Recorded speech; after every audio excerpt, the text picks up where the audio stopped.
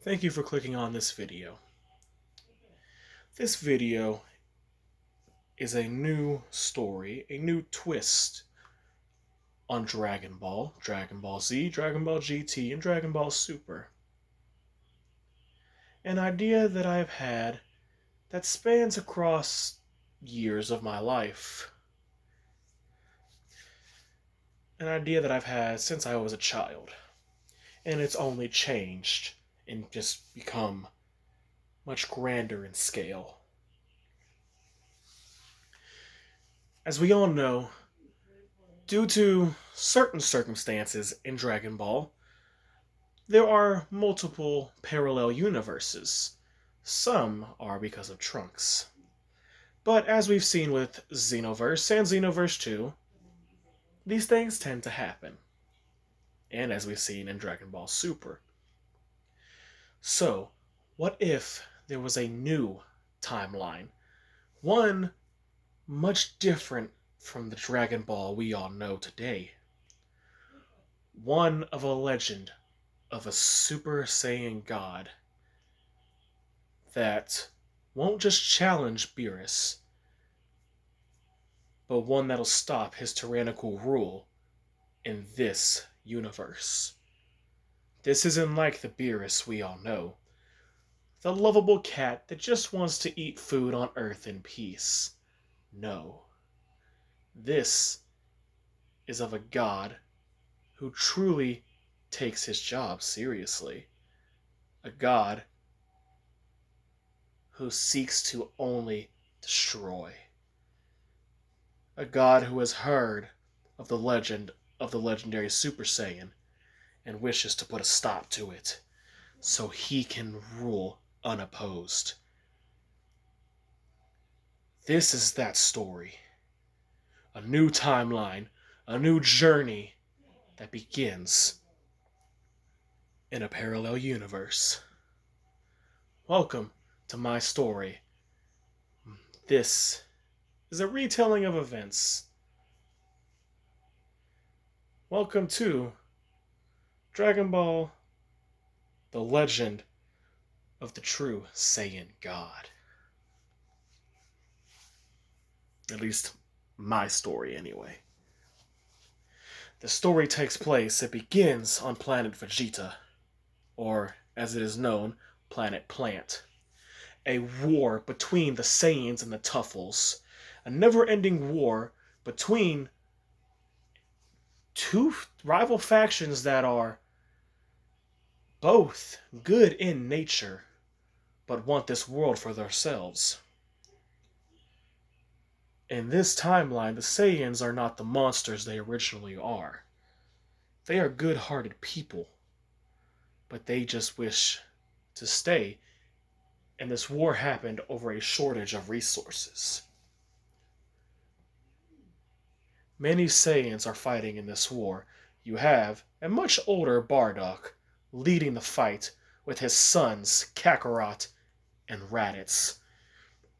Along beside them are Prince Vegeta, Nappa, and their friend Turles, leading the war against the scientifically advanced Tuffles.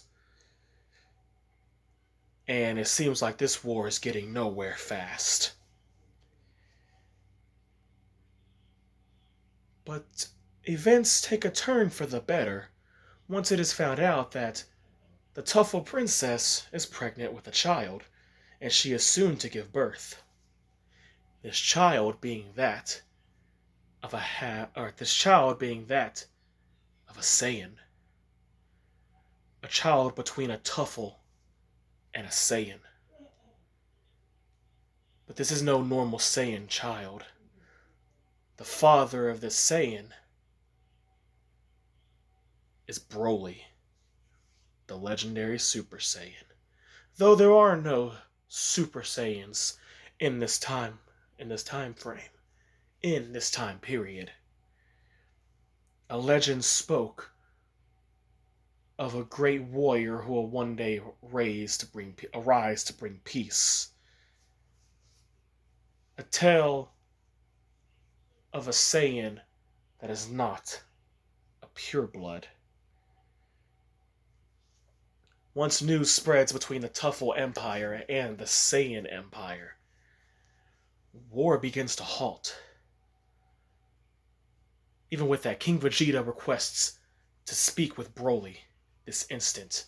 The king of the Tuffles wanting to have a word with his daughter after learning that she will be soon giving birth to this child. To them, this is just another monster. How could you betray the Tuffles? But to her, she thinks this is the answer to all of their problems. The king, King Vegeta, questioning Broly.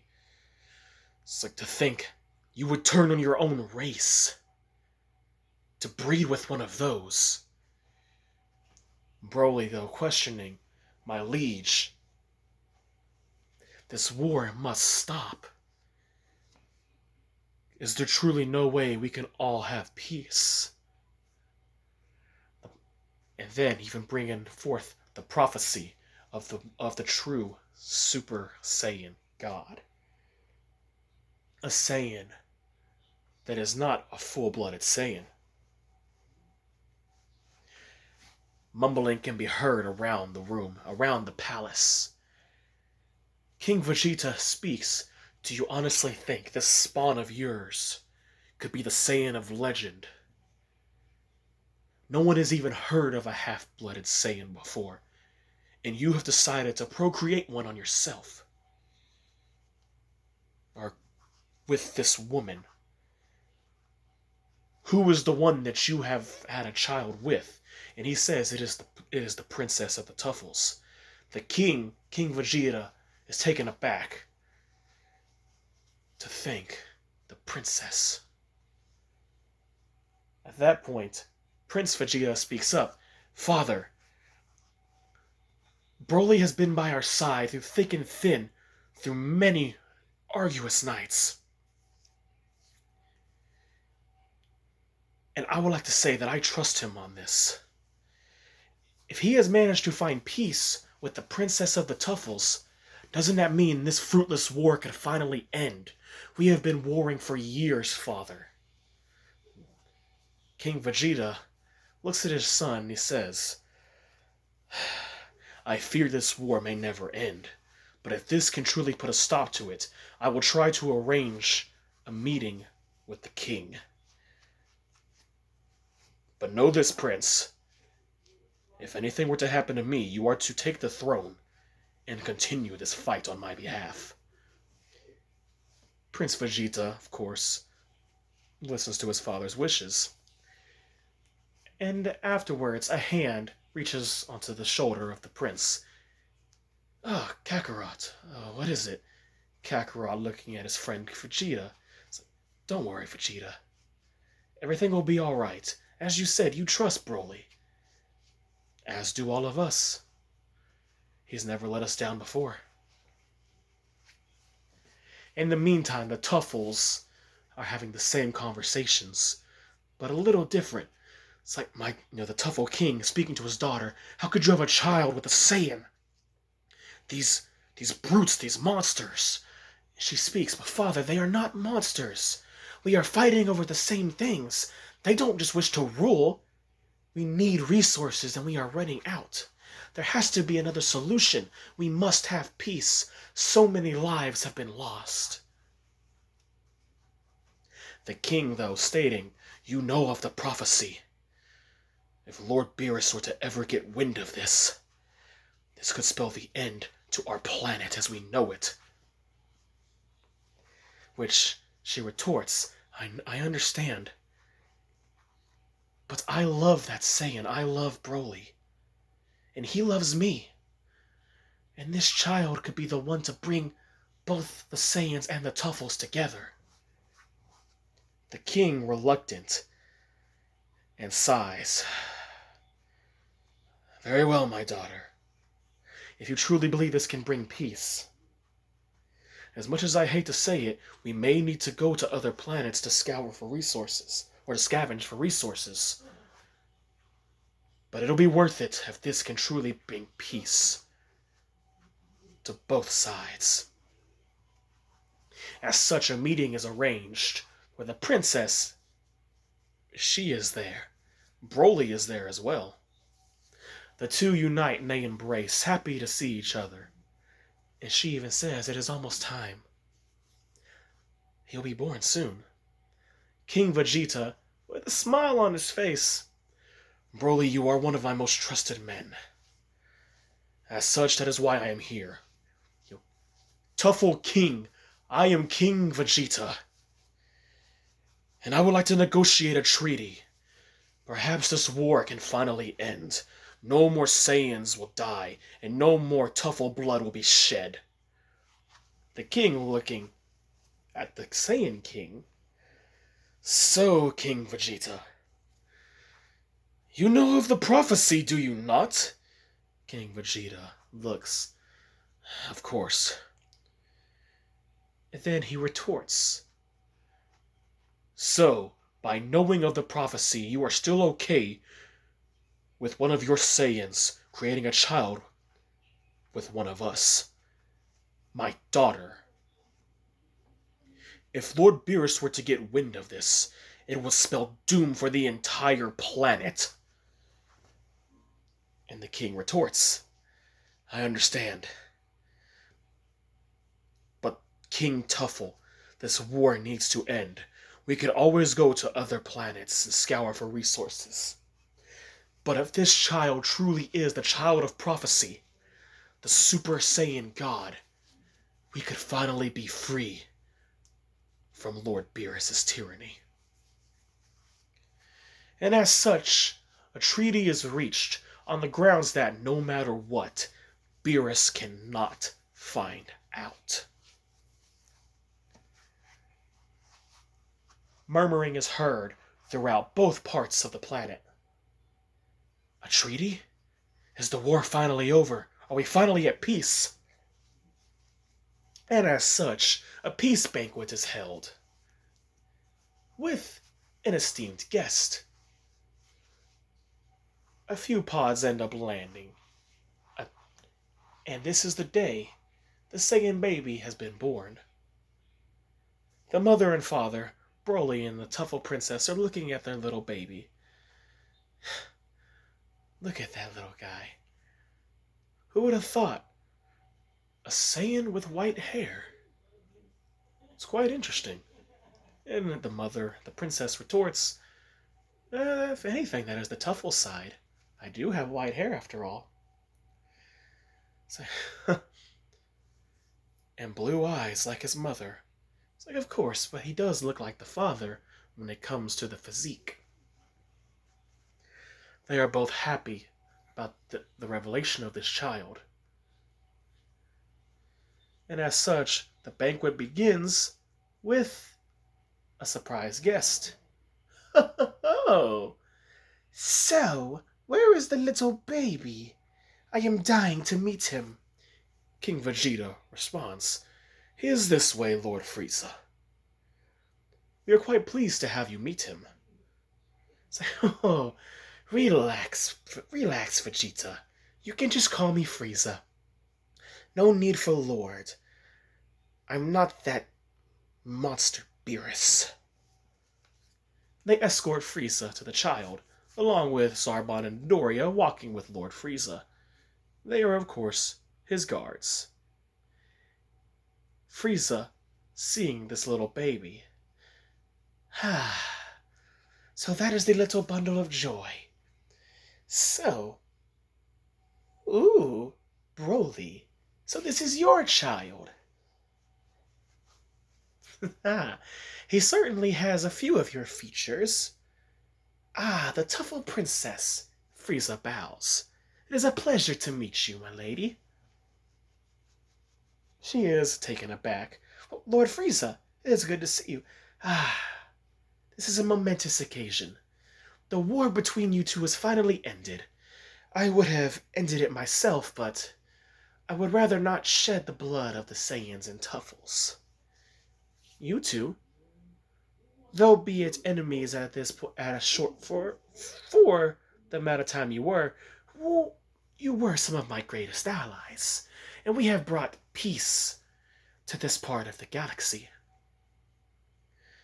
Though the rest of the universe, I'm afraid I'm not too certain, with a certain god out there. Frieza looking at the little baby. So, what do you plan on naming the little one? He's quite adorable. Do you plan on giving him a Saiyan name? Or a Tuffle name? They were both retort, Broly of course saying, well, I'm okay with whatever. And the princess, how about a Saiyan name? I mean, if the prophecy states of a Super Saiyan god, maybe he would need a Saiyan name. So they decide we shall call him Beet. Like the vegetable. It's the best I could come up with, and I don't want to call him Broly Jr. With Frieza, Beet, a fine name. I assume as in the one who will beat that so-called god. Well then, Frieza bows once again. Are we having a banquet or not? And might I suggest we have some rosé? It is my favorite drink. As such, the treaty is done, and a banquet is held. Cheering is heard from all across Planet Plant. The war has been ended. Little do they know, a certain god has caught wind of these actions. So, they've decided that they are going... These pathetic Saiyans and the Tuffles. Perhaps I have let them live far too long. Maybe it is time to pay them a visit. While that is going on, Frieza remarks, so, where is this baby going to be taking after Lord Beerus shows up? So, well, what do you mean? We know he is going to come sooner or later. Something must be done.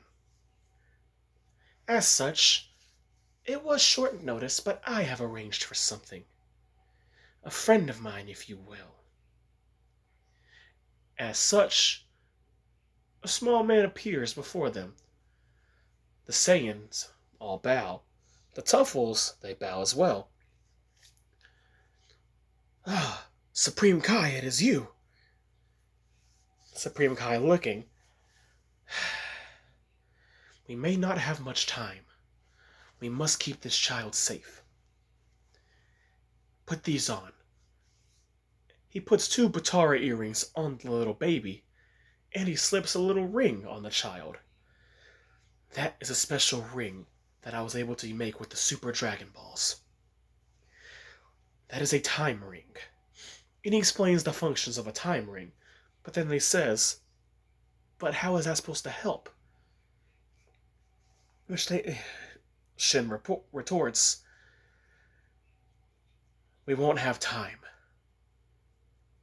This timeline will be destroyed. Beerus has somehow severed our link, so even if I die, he will still live. This baby will be able to go to a new timeline, to where he can grow, and perhaps one day, finally put a stop to Beerus. They are unsure, though, but this is just a baby. Could Beerus really be on his way already? Shin sighs. I fear he may be. And as such, a bunch of alarms start going off around the planet. Multiple Saiyans running, and Tuffles cowering in fear. He's coming. Lord Beerus. He knows. Frieza instantly powers up to his full power form. Shin, get the baby out of here, now. Do whatever it is you must do. Send him to the new timeline. I don't care what. We cannot allow Beerus to have this child. He will kill him. I will do what I can in holding that monster back. and I expect full support of all the Saiyans and Tuffles, but this child must survive.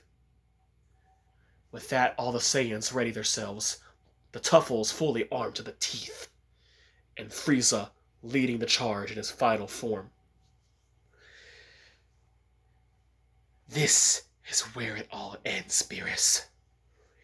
You took my father from me. You took my brother from me. You will not take this child. This will be the one to destroy you, you monster. And that is where we will end this part. Thank you guys for watching. I hope you enjoyed. Catch you later.